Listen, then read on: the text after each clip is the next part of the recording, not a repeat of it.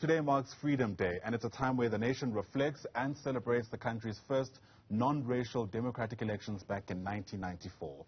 So at the time, promises were made, and the nation hoped that a new dawn had broken following the oppressive regime apartheid, which came before it.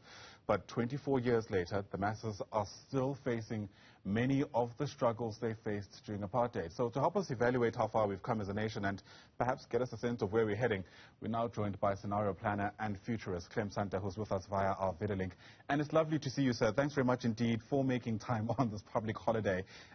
Often we use this time of the year to be reflective, and I wonder what kind of mindset you reckon the country should be in, because on the one hand, you don't want to downplay what it's taken to get us here, but on the other, you can't help but still notice the persistent challenges that are with us. Way back in January 1990, I had a 5-hour discussion with Nelson Mandela when he was in Victor Verster prison. He wanted to go through the high road and low road scenarios that my company Anglo had written during the 1980s. And we stressed in the high road scenario that there were two kinds of freedom that the country should aspire to. The first was political freedom, and the second was economic freedom. And Nelson and I discussed this at length, and he said, I totally agree with you. Until we've got both kinds of freedoms, we will not have created a winning nation. And he said, I am quite prepared to negotiate with the powers that be at the time on political freedom, and indeed that's why we're celebrating today, is because we had that election, brilliant election in 1994. But he said it will take time for economic freedom to evolve. And I'm afraid to say that on that second issue, we've really gone nowhere since 1994. And we need to now concentrate on how we can make this an economically free country. The political reformation that we saw in this country was looked back as some kind of miracle. In fact, one documentary stands out as I speak to you called A Bloody Miracle. That's what 1994 was seen as throughout the world, quite frankly. Do you reckon we'll need another miracle to achieve the second part of the economic freedom that you refer to? Yeah. Look, I mean, that's the whole point of writing scenarios. It wasn't a miracle that created the political settlement. It was some very good people who got together and actually did it. And we need exactly the same again. But the real idea behind the second miracle of an economic miracle is that we now concentrate on entrepreneurs and small business. That's what I mean by economic freedom. I did a debate with Julius Malema in February 2016, in which we debated what the meaning of economic freedom was. And I said, for me, it's really giving freedom to ordinary entrepreneurs and small businesses in townships and in the mainstream South Africa to do business as widely as they can. And it will need a lot of support from the big companies in the private sector. In Japan, they have a system called the dual logic economy, where you have big business helping small business expand. And so a company like Toyota makes sure that all the small elements that go into the car are manufactured by small businesses in Japan.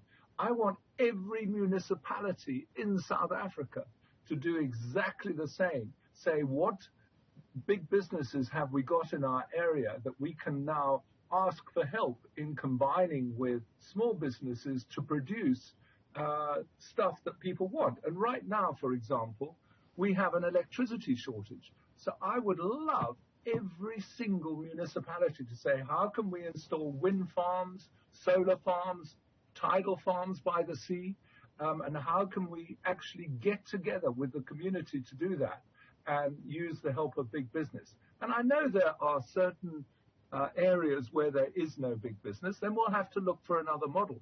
But it's got to be a ground-up revolution in South Africa rather than a top-down national plan.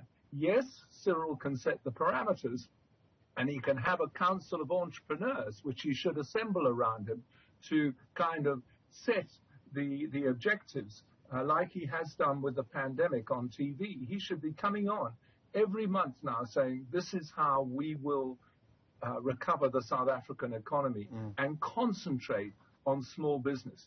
The American unemployment rate right now is 3.6%. Our unemployment rate is 35%, and for young people, 50%, over 50%. That's imprisonment. That's not freedom. That's imprisonment. Right. And we are going to have to create the American model of small business in order to get our hideous unemployment rate down. Yeah, you speak of some kind of ground-up revolution that we need to get us to where we should be. You know, what was unique about 1994, some may argue, is it was a moment filled with euphoria, great optimism. You juxtapose that with the widespread disillusionment that people are feeling today, and it almost feels like we've got more stacked against us than what's going for us. Absolutely. And the reason is, you know, it's all very well having the vote, but if you haven't got a job and you haven't got the cash, you feel miserable, and families feel miserable. And then on top of that, you have these dreadful KZN floods, which have killed more than 400 people. And, you know, you don't concentrate on your political freedom. You say, how the heck am I and my family going to survive? Just like Ukrainians are saying at the moment with the war with Russia in Ukraine. The economy is what really drives ordinary life, and we have not got economic freedom. I have to tell you, I went to Beijing because the Chinese Communist Party asked me to show them how scenario planning works, and I went to the Central Party School, which is the leadership academy there.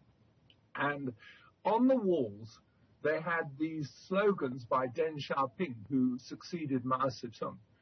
And I said to one of the professors, why have you put that quote on the wall? And he said, because when he became president, we were the 100th ranked economy in the world. Now we're number 5. And of course, China is number 2, and it may well be number 1 in 2030. And he said, Deng said 2 things to us. He said, the government has to provide the platform, which is the infrastructure by which our economy works.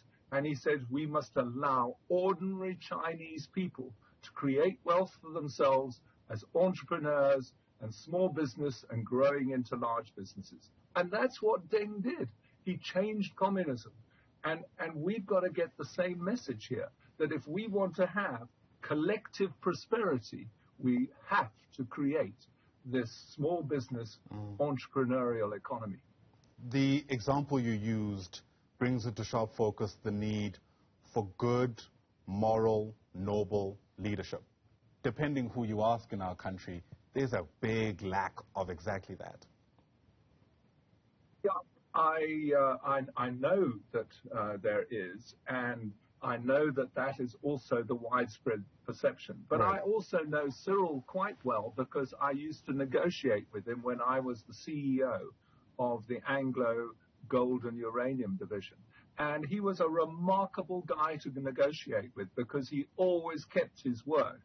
And we actually became quite good friends. And I am hoping that he will take my idea and see that recovery from the pandemic is as important as getting through the pandemic, and therefore create this council of entrepreneurs, not economists, entrepreneurs, people who've run real businesses.